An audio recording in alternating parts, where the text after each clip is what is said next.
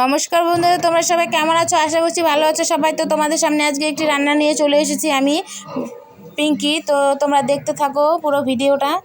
তো আজকে এনেছে বাজার থেকে কুর্তি মাছ, তো সেই মাছটার চচ্চড়ি বানিয়ে তোমাদের দেখাবো। তো তোমরা পুরো ভিডিওটা দেখতে থাকো। অবশ্যই ভালো লাগলে একটি লাইক কমেন্ট সাবস্ক্রাইব করে দিবে আর কমেন্ট করে জানাবে তোমাদের কেমন লাগলো।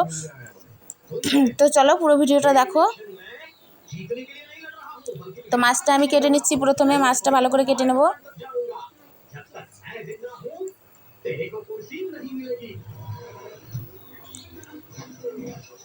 তো বন্ধুরা, বিকেলবেলা বসেছি মাছ বানাতে, আর মাছ বানাতে বানাতে সন্ধ্যা লেগে গেল। তো তোমাদের অন্ধকারেই ভিডিওটা দেখতে হবে, তো তোমরা দেখতে থাকো। তো এখন কিন্তু আমি লাইট ধরিয়ে রান্নাটা করছি, সেই জন্য দেখো এখন আমি সবজিটা বানিয়ে নিয়েছি। টমেটো নিয়েছি, বেগুন নিয়েছি, আলু নিয়েছি, পেঁয়াজ নিয়েছি, সব কুচি করে কেটে নিয়েছি ভালো করে। দেখো, তারপর ধুয়ে সব সবজিগুলো একসাথে মিক্স করে নিয়েছি।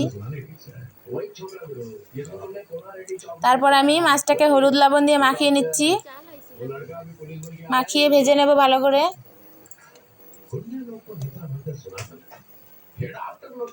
উনুনে আমি কড়াই বসিয়ে তেল গরম করে নিয়েছি। তখন আমি কিন্তু মাছটা ছেড়ে দেব। দেখো, মাছটা ছেড়ে দিয়েছি। এখন আমি ভালো করে নেড়ে চেড়ে মাছটা ভেজে নেব। তোমরা দেখতে থাকো পুরো ভিডিওটা, ততক্ষণ পাশে থাকো।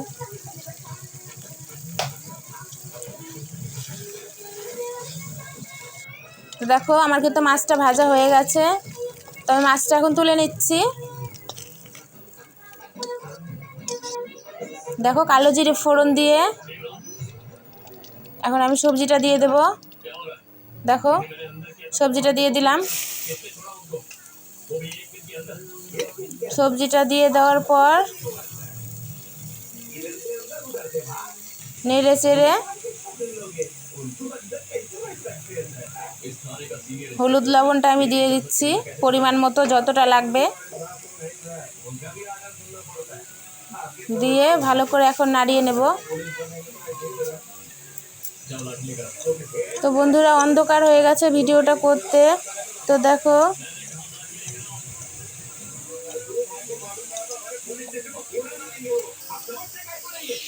তো সবজিটা ভালো করে কিন্তু ভেজে নিতে হবে। দেখো, আমি কিন্তু কাঁচা লঙ্কা দিয়ে চচ্চড়িটা করব। তো আমি কাঁচা লঙ্কা বেটে নিয়েছি, বেটে দিয়ে দিলাম। আর একটু রসুন লাগবে সামান্য, মানে দুই কোয়া রসুন নিয়ে নেবে। তো দিয়ে দিলে কিন্তু চচ্চড়ির টেস্টটা অন্যরকম আসে। তো দেখো, আমি শুধু 2 কোয়া নিয়েছি, তো একটু থেতো করে দিয়ে দিলাম। সবজিটা ভেজে নেওয়ার পর লঙ্কা যখন দিয়েছি, তারপরে আমি রসুনটাও দিয়ে দিলাম, দিয়ে ভালো করে নাড়িয়ে চাড়িয়ে ঝোলটা দিয়ে দেব।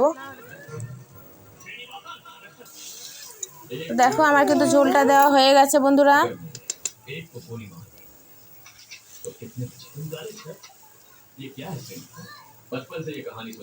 এরপর থেকে চেষ্টা করব যে দিনের ভিডিওগুলোই দেওয়ার জন্য। তো আজকে রাত্রি হয়ে গেছে, তোমাদেরও অসুবিধা হবে ভিডিওটা দেখতে, অন্ধকারে ভালো বুঝতে পারবে না। তো দেখো, এখন আমি কিন্তু মাছটা ছেড়ে দিলাম।